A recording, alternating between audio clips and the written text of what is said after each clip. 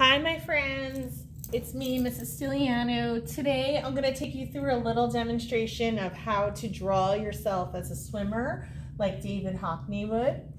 Okay, so you guys get to decide what you look like, but I want you to make yourself pretty large, okay? So you could start out with your head. I'm going to have our eraser nearby. All right, and just think about what you would look like as a swimmer. All right, so I like to draw kind of lightly at first, and then I'll go over my lines and, you know, make them larger. So if you're drawing your hands, be sure to include 5 fingers, okay? So erasers are really very necessary, very important part of our drawing process, okay? Not expecting anyone to do anything perfectly. I'm not looking for perfect, okay? I never am. It's just not my thing. I'm looking for you guys to have some fun expressing yourselves, all right? I think I might actually maybe make the head smaller. All right, and this is gonna be me as a swimmer.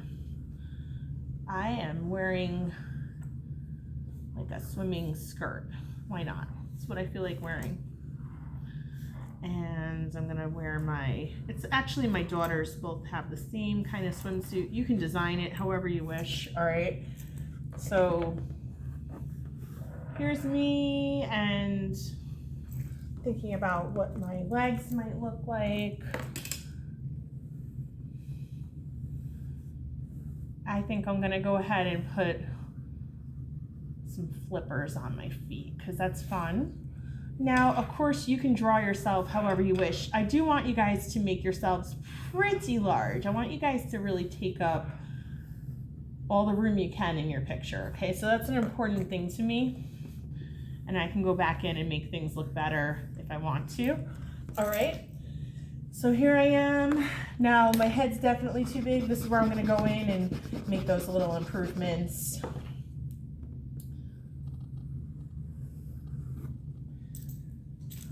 And I want to include things like my ears. I also notice I have some little scratchy stuff around my neck. So we're definitely going to be using lots of eraser today. Okay. And I'm happy, of course, because I'm swimming and I love to swim. Here's my nose. You can make it however you want. Eyebrows, and I just love swimming. I do. So have some fun with this. Okay, I'm gonna make my hair kind of swirly like a mermaid's. You make yours how you feel. You're not gonna color things in, so we're not coloring anything in right now. Reason being is that next week we're gonna be working on that step. Right now, we're really just trying to get the groundwork laid here, okay? I'm not gonna go and draw any designs really on my outfit except for maybe some shapes that I can color in next week when I'm ready for the coloring step. So that's all gonna be like a next week thing. I'm just kind of getting this stuff here so that it's all framed out for next week. So next week I don't have as much work to do. So yeah, if you want to make like little designs inside of your bathing suit, you get to decide on what your bathing suit looks like. All right, so there's a few little areas that now I'm going to erase and make better because I'm going to be moving on in a minute. Okay, so yep, there's a few little things here that I definitely think could use some improvement. I want to change the shape of my face, so I can do that. It's okay to go back and make changes. Okay. So here I am. So I'm looking at myself, and you know what? I like how I look. I'm happy with myself. That's me, okay? And now, what I'm gonna do, I'm actually gonna take you guys right into the next part. So the next part is going to be doing our watercolor step. So for the watercolor today, before we do watercolor, I'm going to be using a white crayon. And what I'm going to do, I have to press pretty hard. In the background of my pool, I can make little white marks. These are going to be for the waves. So we're going to get something called a watercolor resist once we start our watercolor step momentarily. Now, if you want, you can turn some of these into shapes. I know you can't see what I'm doing. I'm sure it's impossible to see. That's okay, because you're going to see it once the paint comes in a few minutes. So that's actually all coming up. So the areas where I kind of splashed, I want to really make some little splash lines there. You guys are going to spend a few minutes with your white crayon, really getting like lots and lots of white parts in here. So we're using watercolor paper because this is actually going to be a watercolor project. So what we're going to do, I dip in my water first. Now, when I'm making the blue of the pool, I see that there's a lot of greens in there too. I want to give this a good swirl. And then what I want to do is very lightly brush over. And you see what's happening. You can actually see those little white marks that I made with my crayon.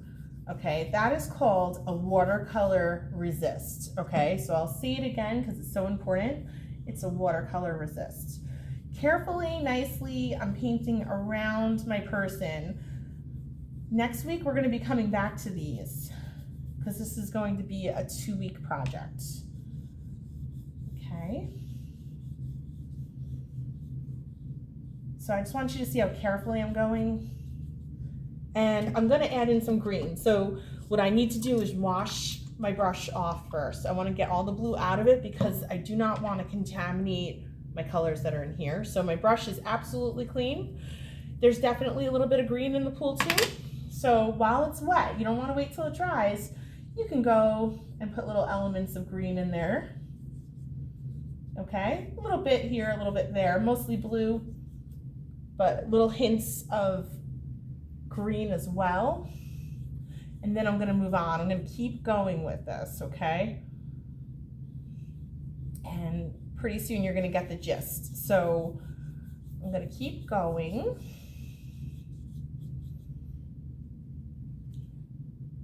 Carefully around my lines, okay? So this is a part where I definitely want to take my time.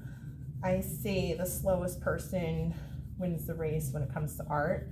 I'm getting a little bit of drippy drips because I'm working vertically right now, so it's bound to happen. Okay. And I'm just going to be covering my entire page, all right?